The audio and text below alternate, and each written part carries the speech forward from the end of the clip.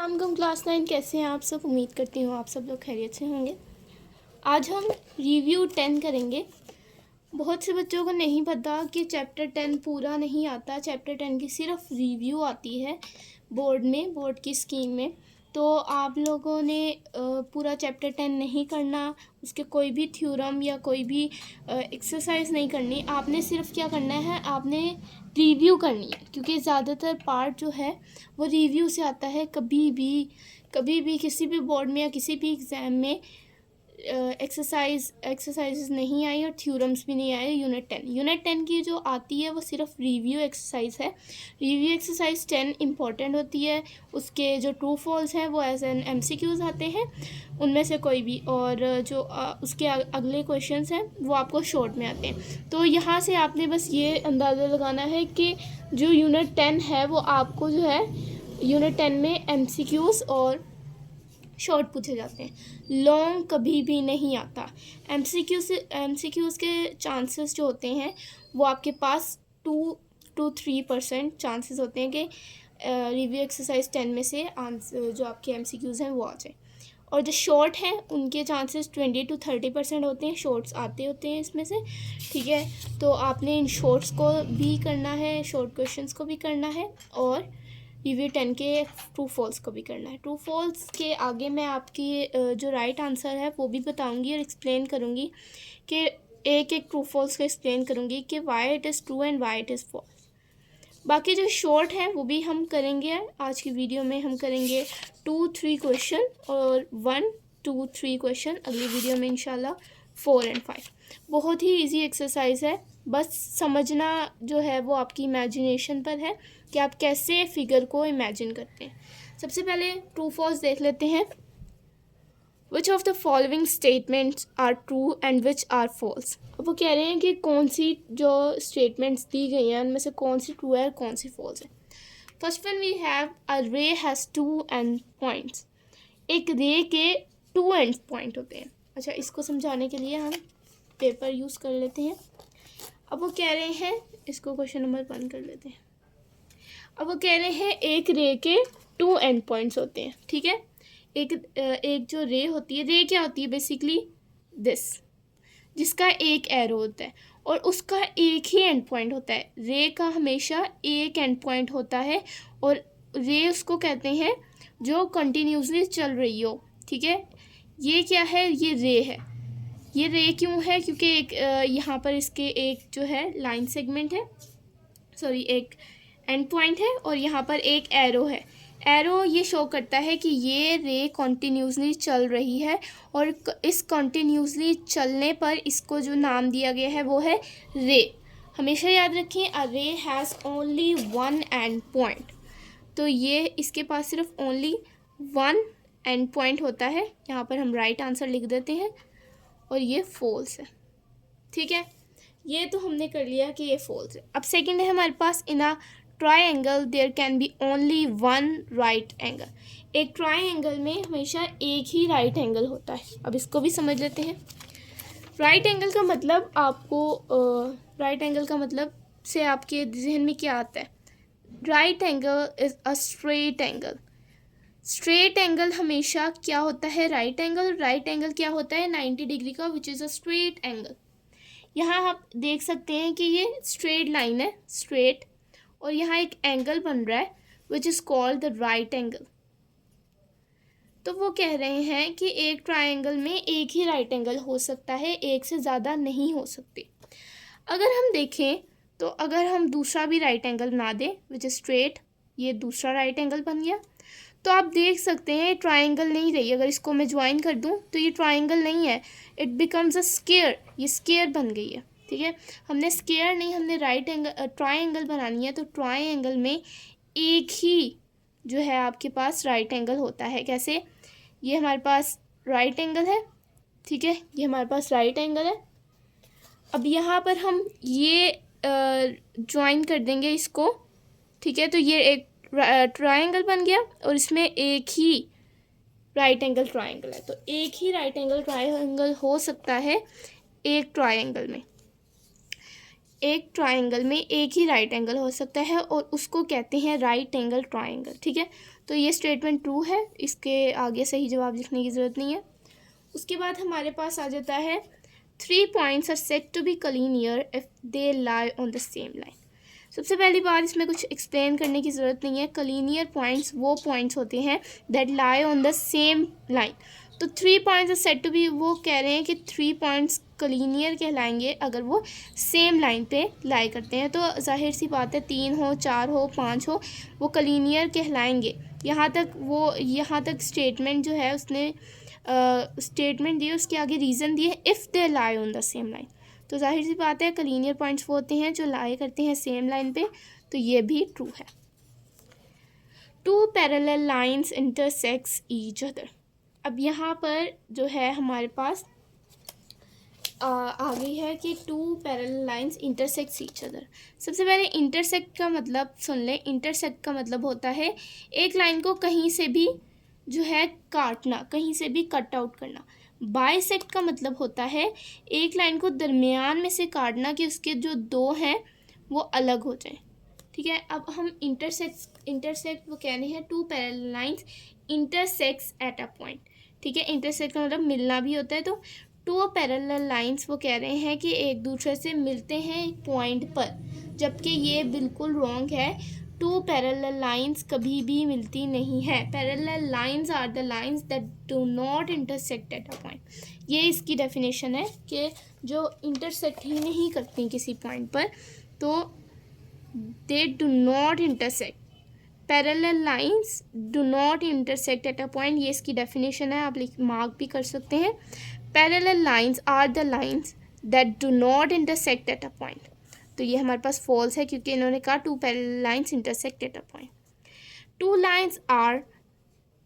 Lines can intersect only at 1 point. अब यहाँ पर 2 पैरेलल लाइंस नहीं है, सिंपल लाइंस की बात हुई है। तो सिंपल लाइंस इंटरसेक्ट कर सकती हैं एक पॉइंट पर। ठीक है, तो ये हमारे पास क्या है, ये ट्रू है। ये स्टेटमेंट हमारे पास क्या आ गई, true. Last one, a triangle of congruent sides has non congruent angles. ये बिल्कुल गलत है। क्यों? क्योंकि हमने कंडीशन पढ़ी है कि जो ट्राइंगल होते हैं, if they have congruent sides they also have congruent angles. अगर उनकी कॉन्ग्रुएंट साइड्स हैं, जाहिर सी बात है उनके कॉन्ग्रुएंट एंगल भी होंगे। इसको थोड़ा सा एक्सप्लेन कर देती हूँ, वैसे ही ईजी है। एक ट्राइंगल मैंने यहाँ पर बनाया, ठीक है। अब यहाँ पर 2 ट्राइंगल्स हैं, ठीक है, बल्कि यहाँ पर 2 ट्राइंगल्स। अब वो कह रहे हैं कि दे हैव सेम, उन्होंने क्या है, of congruent sides has congruent angles. Congruent sides हैं इनकी, सेम साइड्स हैं, ये सेम है, ठीक है। ये दोनों साइड एक ही ट्राइंगल की उन्होंने बात की है, ये दोनों साइड सेम है, तो इनके एंगल्स भी सेम होंगे। अगर साइड सेम है तो जाहिर बात है एंगल, उसी एंगल से वो साइड बन रही है ना, तो दोनों एंगल्स, अगर ये 75 के है तो ये भी 75 का होगा। दोनों एंगल्स सेम होंगे, कॉन्ग्रुएंट होंगे, तो ये इनकी स्टेटमेंट गलत है।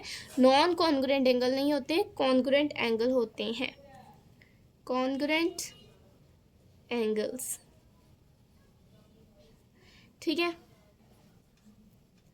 नेक्स्ट हमारे पास क्वेश्चन है, if triangle A B C is congruent to L M N, then M angle M, measurement angle M is congruent to what? Measurement angle N is congruent to what? Measurement angle A is congruent to what? अब हम इसमें बताएंगे कौन से measurements of angles हैं जो congruent है इसके, इसके और इसके। मेजरमेंट एंगल एम पर आए तो बी और एम ये बीच में आ रहा है, बी एम, तो हमने ये देखना है, एम को देखना है कि एम की पोजीशन किधर है, बीच में, और इस ट्राइंगल में देखना है कि इसमें बीच में कौन है, बी। तो यहाँ पर ढूंढेंगे बी और एम, 30 डिग्री 30, तो हम लिखेंगे मेजरमेंट एंगल बी। ठीक है, अब मेजरमेंट एंगल एन किसके है? मेजरमेंट एंगल एन है 60 डिग्री के, तो यहाँ पर सी है 60 डिग्री, आपको नहीं पता लग रहा तो ये एन एंड पे है और सी एंड पे, तो ये कॉन्ग्रुएंट है। जिस हिसाब से यहाँ होती है उस हिसाब से यहाँ होती है, यानी ए कॉन्ग्रुएंट होगा एल के, बी होगा एम के, सी होगा एन के। ठीक है, अब ये ए आ जाता है तो ए एल के कॉन्ग्रुएंट है। ठीक है, मैंने आपको सिंपल सी टेक्निक बताई है कि कैसे आप देख सकते हैं। मेजरमेंट एंगल ए आ गया। लास्ट क्वेश्चन हमारा आज की इस वीडियो का, if triangle ABC is congruent to triangle LMN then find the unknown x। अब हमने x फाइंड आउट करना है। अगर ये ट्राइंगल है ये, अब आप यहाँ पर देख सकते हैं कि ये जो ट्राइंगल है ना ये सीधा नहीं है, यानी ये अगर यहाँ पर ये जो ट्राइंगल है ये इन्होंने उलट दी है। ये ट्राइंगल सीधा था हमारे पास और ये उन्होंने ट्राइंगल उलट दी है ताकि आपको पता ना चल सके कि आंसर क्या है, आपको कन्फ्यूजन हो। लेकिन आपने बिल्कुल भी माइंड में नहीं लाना। जैसे मैंने आपको ट्रिक बताई है कि एंगल A है, angle B, angle C, ABC LMN। अब L को हम सीधा करेंगे तो यहाँ पर L है तो ये ऐसे हो जाएगा, ठीक है, ये हो जाएगा L, ठीक है। अगर हम इसको सीधा करें, आप उल्टा करके भी देख सकते हैं, LMN। तो इसी तरह हम बनाएंगे इस तरह से, ठीक है, हमने बनाना है इस तरह से, तो वो हमारे पास सीधा हो जाएगा। आपने अभी x की वैल्यू फाइंड आउट करनी है तो आपने इसको सीधा ना भी करें तो इट्स ओके। आपने क्या करना है, एक ट्रिक बताती हूँ आपको कि n पे नहीं है, n पे x है, ठीक है। तो हमने x की वैल्यू फाइंड आउट करनी है। n क्या है लास्ट पे, n के कोरस्पोंडेंस यानी n के जगह पर कौन है, उस जगह पे c और n एक ही जगह पर है। ट्राइंगल ABC इज कॉन्ग्रुएंट, अगर a L के कॉन्ग्रुएंट है, जैसे A यहाँ 40 डिग्री है और L 40 डिग्री है, दोनों कॉन्ग्रुएंट है। B M के है, B यहाँ 80 डिग्री है, M यहाँ 80 डिग्री है, दोनों कॉन्ग्रुएंट है। C N के होगा, C यहाँ 60 डिग्री है तो N भी 60 डिग्री होगा। इस तरह हमारे पास 60 डिग्री आंसर आ जाएगा x का, ठीक है। यहाँ पर आपने लॉजिकली सोचना है कि x, यहाँ पर आप जो अगली हम वो करेंगे क्वेश्चन नंबर 5, उसमें आपको सीधा करना पड़ेगा या आपको सोचना पड़ेगा, अच्छा ये ऐसे होगा, ऐसे होगा, माइंड में इमेजिन करनी होगी वो फिगर, ठीक है। लेकिन यहाँ पर आप माइंड में इमेजिन किए बगैर मैंने आपको जो हिंट बताई है कि जो इसके कॉन्ग्रुएंट है वो इसके, अगर B है, B की जो वैल्यू है वही M की होगी, C की जो वैल्यू है वही N की होगी, C का जो एंगल है वही N का होगा, ठीक है। ये आप लोग ज़रा कहीं लिख लें या फिर अपने माइंड में सेट कर लें कि जो जिसकी वैल्यू है उसी तरह से इन्होंने ऑर्गेनाइज़ किया होता है। A L के बराबर, B M C N, इसलिए C N के बराबर था। 60 degree is equal to x, हमें कुछ सीधा करने की ज़रूरत नहीं पड़ी। और ये जो है ये MCQs में पूछा जाता है, बाकी जो दोनों हैं वो शॉर्ट में आते हैं, ठीक है। आई होप यहाँ तक आपको समझ आ गई। मिलते हैं नेक्स्ट वीडियो में जिसमें हम करेंगे, अच्छा मुझे बहुत से जो स्टूडेंट्स हैं उनके कमेंट्स आ रहे थे, मैम प्लीज़ कॉन्ग्रुएंट ट्रायंगल्स समझाएं, that what are congruent triangles, ठीक है। तो इंशाल्लाह नेक्स्ट वीडियो में हम कॉन्ग्रुएंट ट्रायंगल्स की पूरा बेसिक कंसेप्ट समझेंगे।